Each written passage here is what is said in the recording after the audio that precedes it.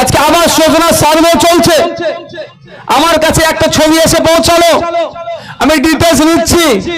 এক বিডিও অফিসের সামনে তাই একটা কাগজ মেরে দিয়েছে যে আবাস যোজনার নামের লিস্ট জানার জন্য লোকাল পঞ্চায়েতে যান। মানে ভাবতে পেরেছেন? আর লোকাল পঞ্চায়েত গুলো এখন কারা পরিচালনা করছে? তোলাবাজদের হাতে উঠে গিয়েছে। মানে বিডিও এর কাছে গিয়ে সমাধান করার কথা আমরা বলছি, আর বিডিও বলছে আবার পঞ্চায়েতে। আমি সে খোঁজটা নিচ্ছি ভালো করে। ভিডিওর সাথে আমি নিজে কথা বলবো, কিন্তু কটা ভিডিওর সাথে আমি কথা বলবো আপনাদের বলি, আপনারা যদি একটু সজাগ হন, আপনারা যদি নিজেদেরকে একটু আপগ্রেড করেন, আপগ্রেড মানে আমি বলছি এটাই যে একটু কথা বলতে শেখেন। কথা বলতে বললে এটাও ভাববেন না যে আমরা কি বোবা, সবাই তো আমরা কথা বলছি এখানে, কিন্তু না, প্রতিবাদ করতে শিখতে হবে।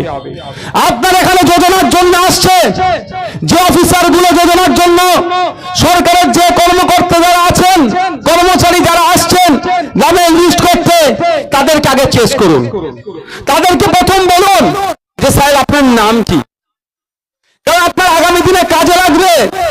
আপনি কোন দপ্তরে চাকরি করেন, ও ডিটেলসটা যখন নেবেন না, ও টাকা ভয় পাবে, কারণ ও আসছে, এসে ফটাফট করে চলে যাচ্ছে। ওর ডেটা বার করতে গেলে এখন অনেক টাইম লাগবে। কিন্তু আপনারা কি করবেন, যারা আসছে তাদের নাম নেন, তাদের একটা ছবি ভিডিও করে রাখেন, আরে বলে দেন সাহেব, যদি আমাদের বুথে অন্যায় ভাবে কোন আদিবাসী হোক, কোন দলিত হোক, কোন হিন্দু হোক, কোন মুসলমান হোক, যে কোনো রাজনৈতিক দলের সমর্থক হোক আর কর্মী হোক, কারো সাথে যদি অন্যায় হয়, আগে কিন্তু আপনার বিরুদ্ধে নওশাদ সিদ্দিকী দেগঙ্গা দামহাটাতে এসে মার্কেটে বলে গিয়েছে আপনার বিরুদ্ধে আগে মামলা করবে। এটা বলবেন, কারণ ও সার্ভে করছে, ও সার্ভে করতে এসে যে টাকা মাইনে পাচ্ছে, ও মমতা ব্যানার্জি, অভিষেক ব্যানার্জি কেউ দিচ্ছে না। এখানকার মানুষ যারা আছেন, আপনার আমার ট্যাক্সের টাকা থেকে ওর মাইনে চলছে, তো ও অন্যায় করবে।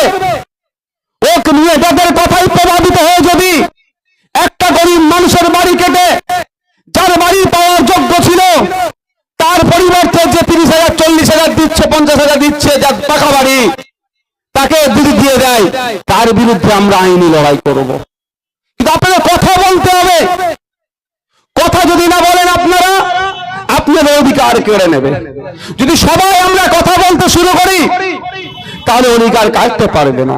এখানে মধ্যে অনেকজন আমরা আছি, মনে মনে এটা ভাবছি, যদি কথা বলে তো আমার নামে কেস দিয়ে দেবে, তাই না? তাই তো অনেকে ভাবছি না আমরা। ব্যাপারটা হচ্ছে এখানেই, এই যে ভাবনা, এই যে ভয়, ওই তোলাবাজগুলো, ওই দুর্নীতিগ্রস্ত নেতাগুলো, ওই সমাজ বিরোধীগুলো আপনার আমার মনের মধ্যে ঢোকাতে সক্ষম হয়েছে বলেই ওরা আবাস যোজনার বাড়ি দেবে নামে 30-40,000 টাকা করে চাইছে। এই ভয়টা যদি আমাদের মন থেকে বার করতে পারি আমরা, তাহলে আপনার আমার কাছে এসে আবাস যোজনার জন্য হাত পাতবে না বা ভয় দেখাবে না। আমরা কি হয়, একে একে বলি, কেউ প্রতিবাদ করছে, অন্যজন দেখে চলে যায়। এই সমস্যা আপনার আমার সবার সমস্যা।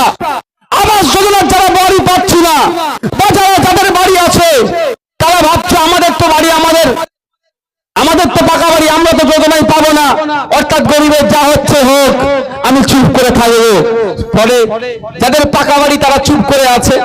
আবার অনেকে ভাবছে ওদের বিরুদ্ধে বলতে গেলে কেস টেস দিয়ে দেবে, কেস টেস দিয়ে দেবে, আমি আবার গরিব মানুষ সমস্যায় পড়ে যাব।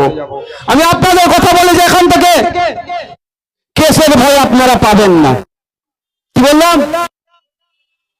কেসের ভয় পাবেন না।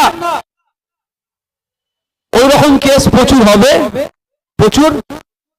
আবার কেসগুলো কি হবে, ও তুলে নিতে বাধ্য হবে। কিন্তু আপনাদেরকে এবার সোচ্চার হতে হবে। যার ভাই একটু তুমি পিছনের লোকের অসুবিধা হচ্ছে, তোমরা এদিকে সরে আসো না, পিছনের লোক দাঁড়িয়ে আছে তো, একটু এদিকটা সরে আসো। কিনে নেওয়া হয়, আর না হলে মাওবাদী বলেকে দেখে দেয়। তার জ্বলন্ত আমি প্রমাণ দিচ্ছি। যখন অনিকেত মাহাতো, ডক্টর অনিকেত মাহাতো আরজিকর তিলোত্তমা বোনের জন্য মূল স্রোতে দাঁড়িয়ে, সামনের সারিতে দাঁড়িয়ে তিলোত্তমা বোনের বিচারের জন্য হয়েছে সেই সময় এক ভদ্রলোক ফেসবুকে পোস্ট করেছিল এই ডক্টর অনিকেতকে মাওবাদী বলে। স্ক্রিনশট আমাদের কাছে আছে। মানে চিন্তা ভাবনা, ভাবতে পেরেছেন কোন আদিবাসী সমাজ, কোন মাহাতো সমাজ যদি মানুষের অধিকারের জন্য সোচ্চার হবে তাহলে সে মাওবাদী হয়ে যাবে। কোন মুসলিম যদি মানুষের অধিকারের জন্য কথা বলে তাকে সন্ত্রাসবাদী বলে দেখে দেবে এরা। তাই আজকে যে ঘটনা ঘটেছে দেখে এসেছে, চাক্ষুষ করে এসেছে। আমি আদিবাসী সমাজের কাছে বলবো, আইএসএফ কে ভোট দেবেন কি দেবেন না আপনাদের একান্তই ব্যক্তিগত ব্যাপার, কিন্তু আপনাদের বলবো ঐক্যবদ্ধ হন, আপনাদের অধিকারের জন্য আপনারা সোচ্চার হন।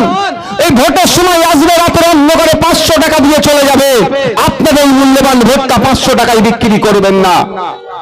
সময় আছে এখনো। আপনাদের বলবো একবার ঐক্যবদ্ধ হয়ে শাসকের বিরুদ্ধে ভোটটা দিন, আইএসএফ কে ভোটটা দিন।